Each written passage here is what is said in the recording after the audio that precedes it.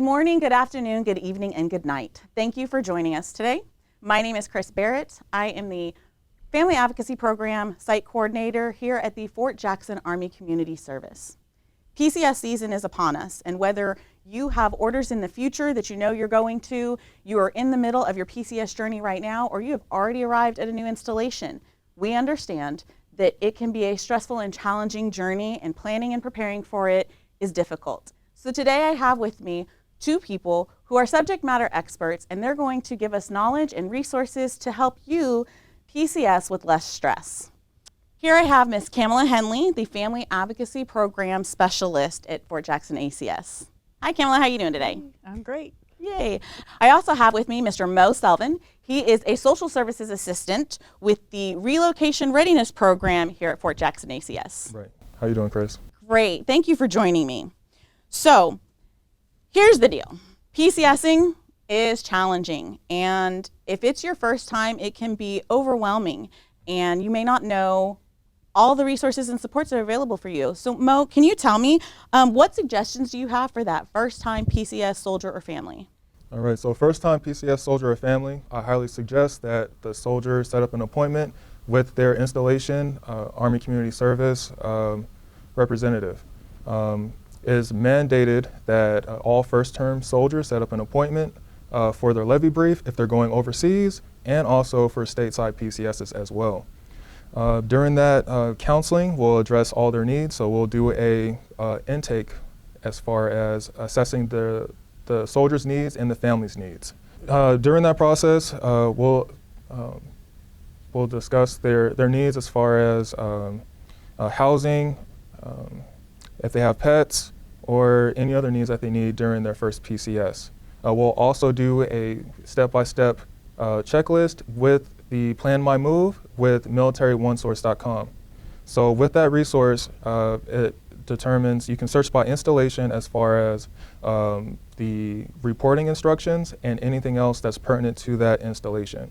So we'll use the Plan My Move calendar to pretty much backwards plan as far as knocking off everything on the checklist needed to make sure that their transition is smooth to their next installation. That is fabulous. So that's Plan My Move with Military One Source? Yes, absolutely, Chris. I wish I'd have known something about that when we were doing it for the first couple times. It's definitely challenging.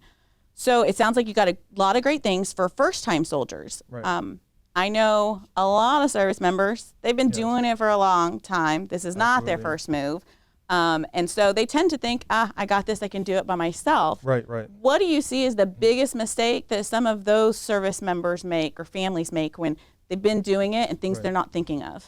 Right, absolutely, understood. So for, I would say senior NCOs and a small population of the senior officers, they have the opportunity to request a sponsor, however, it's not mandated. So for one thing that I highly suggest that those soldiers request a sponsor, and if just slide by and make sure that if there are any questions about the installation, because things change all the time in the Army. So some things that they may not be aware of, some benefits they may not be aware of, especially with the implementation of IPSA now, a lot of soldiers are having challenges receiving their orders in a timely manner. So having that sponsor can help speed up the process of getting certain answers that they need. That way they're not doing everything on their own, and they can manage and delegate their time to their family and addressing any needs that they have as well during the PCS.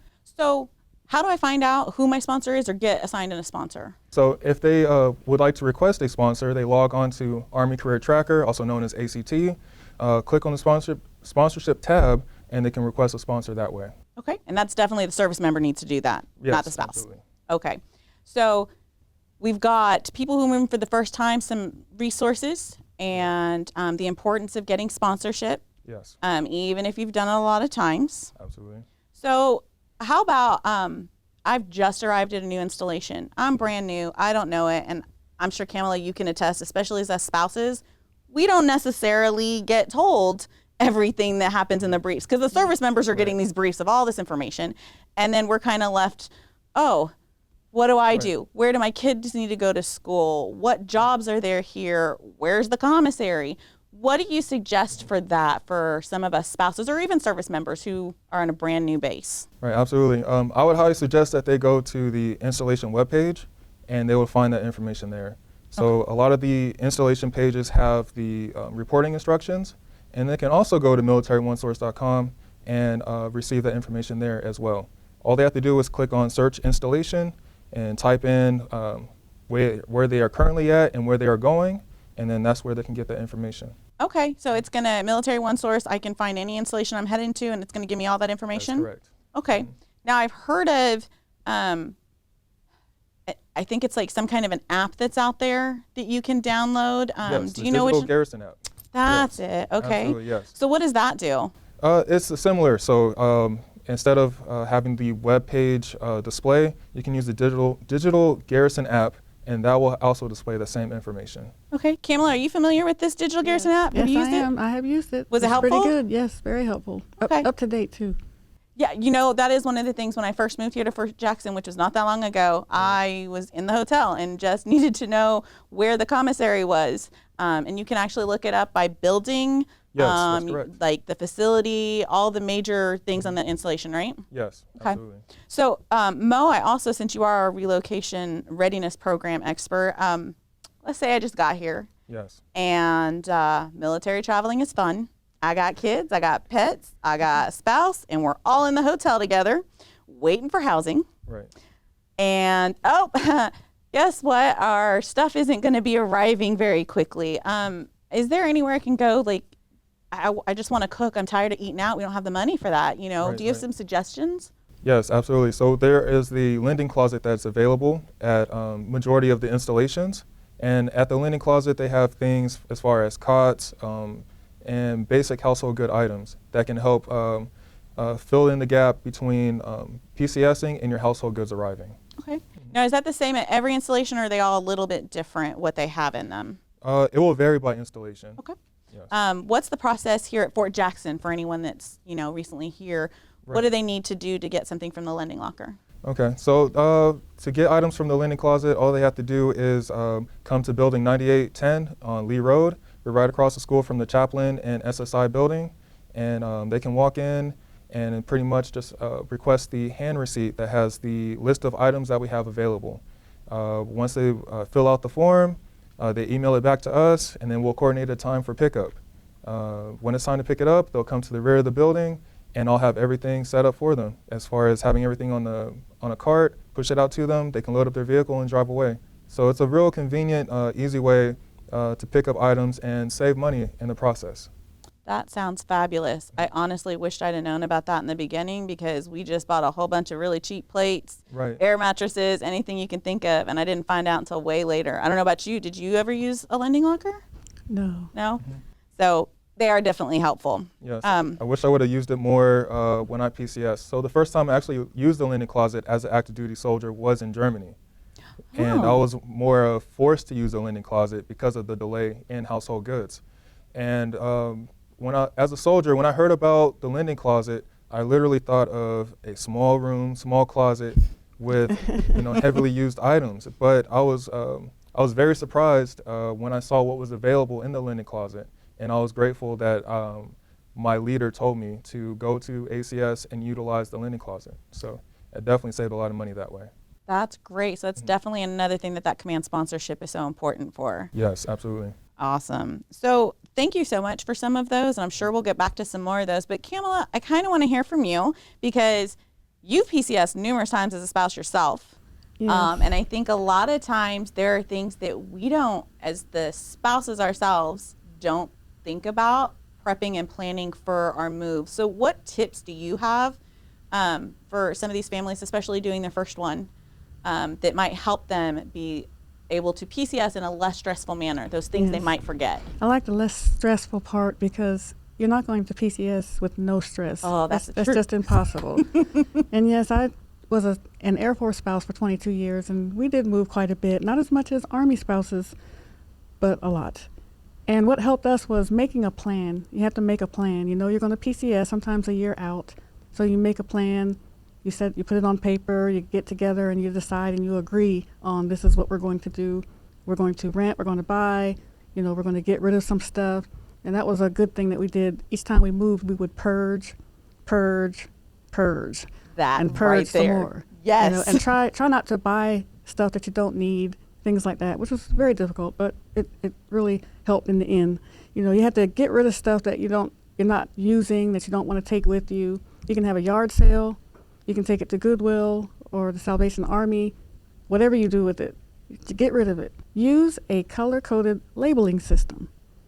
After you've purged everything, label things that you want to keep, like children's toys, household goods, you know, like your kitchen and dining room stuff. You know, you can label it with different colors, things like that, so it keeps you more organized, because being organized really helps in a move. Even though you're not packing the stuff yourself, you know what things are being packed and where they are, and you can put stickers on it, and you'll know, you know, this is going in this room, this is going in that room, things like that. Ask for help. Sometimes, you know, if you have children, you can let them do their part no matter what age they are. There's always age-appropriate things that they can do. Like maybe they can decide what toys they want to keep and what toys they want to throw away. They can help get their room together and organized for the movers. So get them involved. Ask for help. So with that, I know you've talked about Military One Source a bunch, but I know I learned that there's, what is it called? Sesame Street for military families, I think, is through Military One Source. And one of the great things that I found they have is they have apps for kids where it's Big Bird or a Sesame character, or they make their own. I don't remember the specifics, but it walks them through a move and does all these little games that they can do. So the kids, especially your young ones on their first move, have an opportunity to play these and understand what's happening, because it's a scary time for children. Those of us, I was a military kid. I think you were too. Yes. Were you a military kid? I Yes. was as well. So you guys know. Right. Like, it's not just parents that are doing this. Kids are uprooting themselves constantly and starting the new schools and the stressors of, am I going to make any friends? And so I like that you want to get the kids involved. That's important. And then there are some apps and things out there to help guide a parent through talking through what this move is going to be like for kids. Absolutely. And there's also the youth sponsorship program as well. So parents can, going through ACS, can request the youth sponsor, and that will help smooth out the transition for teenage kids and younger kids as well. Well, I learned something new today. I didn't even know that was a thing. That sounds fabulous. Yeah, absolutely. All right. Well, Carola, what are some other tips that you have for families on this big adventure? Well, other tips are focus on one room at a time. If you're anything like me, I have to be methodical. I can't look at everything in one. I have to break it apart. So focus on one room at a time. Don't forget about your pets. They have their favorite toys and they have their furniture and things like that. Also, take pictures of your electronics. That's a good way too to remember, you know, if they're damaged or something through the move, you have proof that they were working before. But also how to put them back together. Right, I think exactly. that's like one of my biggest stressors is now we've got all of our Yeah, how do I TVs do this? and you got to figure out which cord went to what. And it Yes. took me, I think, till our third move before we finally figured out, put all the cords to one TV in one bag Yes. and label it. Otherwise, you got 3 TVs and you don't know what cord or what remote goes to what. Right. That's a great Yeah. tip, Kamala. And lastly, what I have is don't forget to just breathe. You know, whether you do yoga or you exercise, or whatever it is your regular routine to keep healthy, if you jog or run, stick to that. Don't let that go, because that's what helps you stay healthy and keeps you going. You know, eat right, get plenty of sleep, things like that. So just take time to do self-care, which is what I recommend people do for any kind of stressful situation. Remember that. Just take time to breathe. That is great advice. With that, I can honestly say PCSing, we say less stress, not Yes. stress-free, because there is no such thing. I don't care how many times you've done it.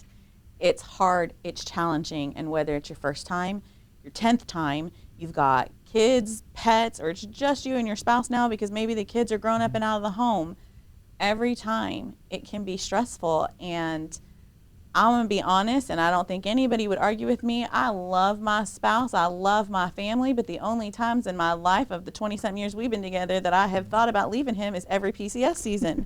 It's hard. I don't want to move. I don't want to start a new job. We're arguing about what to purge, what not to purge. And I don't care what rank you are. People get into arguments. It's a challenge. Right. So do you have any options or things that you can recommend to help before you even start the PCS process?